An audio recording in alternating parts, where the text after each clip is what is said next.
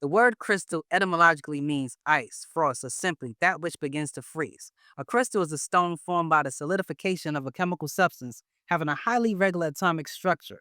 In these modern times, crystals are used as a component in various electronic devices, such as chips, transistors, flash drives, cell phones, and tablets. Basically, anything that uses radio waves depends on it. The main purpose for a crystal is communication. That is why they can be found in any CB unit. If we examine a natural crystal structure, we will see that it is in perfect balance, and when electrical energy is applied to it, it either shrinks or expands the structure. As the crystal structure expands and contracts, it converts the received electrical energy and releases mechanical energy in the form of sound waves. So there you have it. Crystals are in fact communication devices that conduct radio waves and are semiconductors. Semiconductors are composed of crystals made of several material. It is typically a solid chemical element or compound that conducts electricity under certain conditions, but not others. You see, a substance that can conduct electricity is called a conductor, and a substance that cannot conduct electricity is called an insulator. Semiconductors have the properties that sit between the conductor and insulator of electricity, making it the ideal medium to control electrical current and everyday electrical appliances. To better understand how they work, you must understand atoms and how electrons organize themselves into layers called shells inside an atom. The outermost shell of an atom is called a valence shell. Electrons in the valence shells are the ones that form covalent bonds with other atoms. Most conductors have just one electron in the valence shell. Semiconductors, however, have four electrons in their valence shell. If atoms nearby are made of the same valence, the electrons will bind with the valence electron of another atom. When this happens, the atoms organize themselves into crystal structures. Now that we know all about crystals, the question now is, what does this have to do with you? Well, a crystal is a known quantum converter. A quantum converter is an interface in the domain of frequencies. In computer science, it is the circuitry that links one device to another with the ability to transmit energy in a magnified state, and this energy can easily be absorbed or received by biological matter, such as your physical body. What many don't know is that the human body is, in fact, a semiconductor that is capable of transmitting energy in the form of outformation and information, or intellect and outellect at a magnified rate.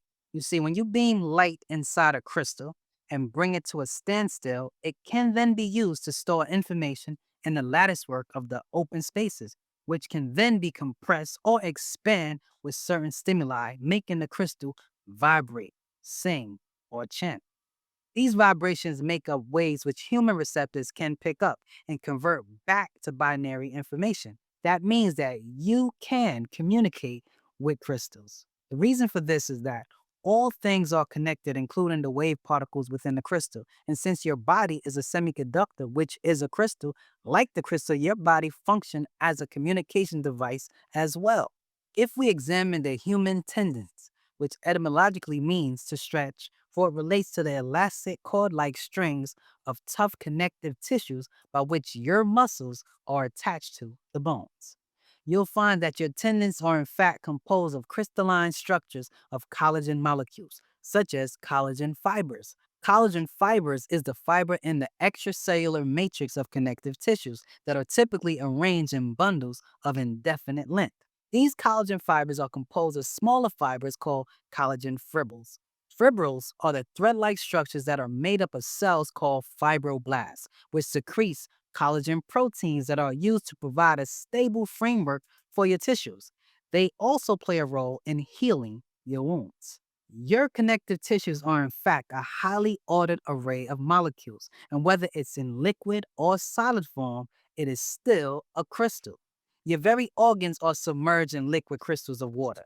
Your brain is composed of billions of magnetite crystal particles. Your DNA molecules, when placed in a solution of water and salt, also forms liquid crystals. The myelin sheath of your nerve also have crystals, and your bones have liquid crystals as well. I said all this to say that anything that uses radio waves depends on crystals, and your body is not exempt from this reality. Semiconductors are not only able to conduct energy, they also conduct information into information if you are well connected to your station. You see, semiconductors are also able to store energy and even amplify signals and filter information.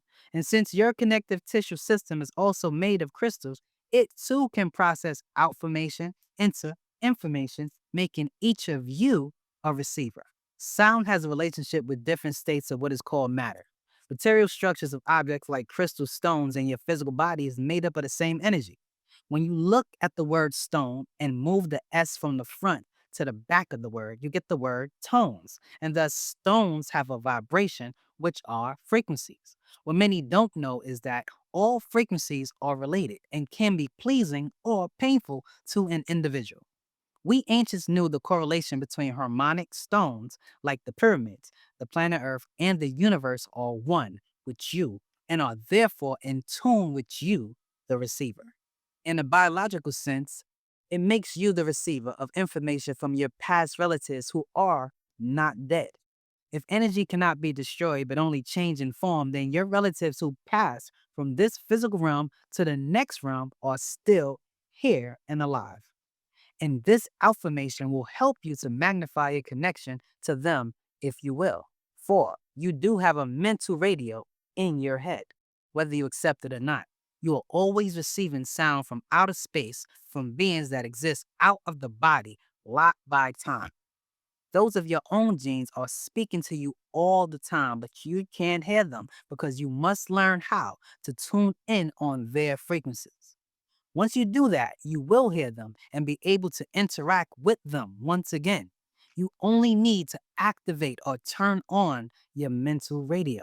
Many of you have blockage like static sounds on the radio. That is why religion is so dangerous, for it within itself is a broadcast station.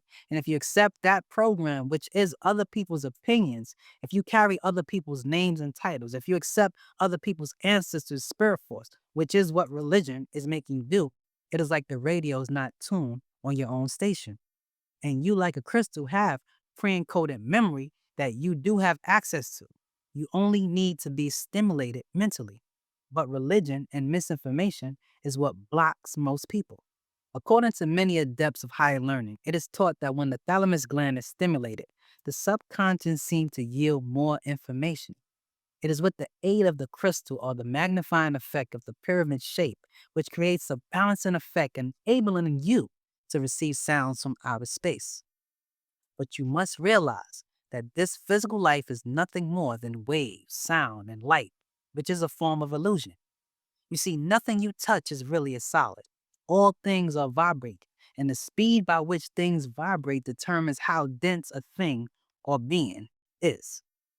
I'm Kef, and this is Back to the Basic. Like, share, and subscribe.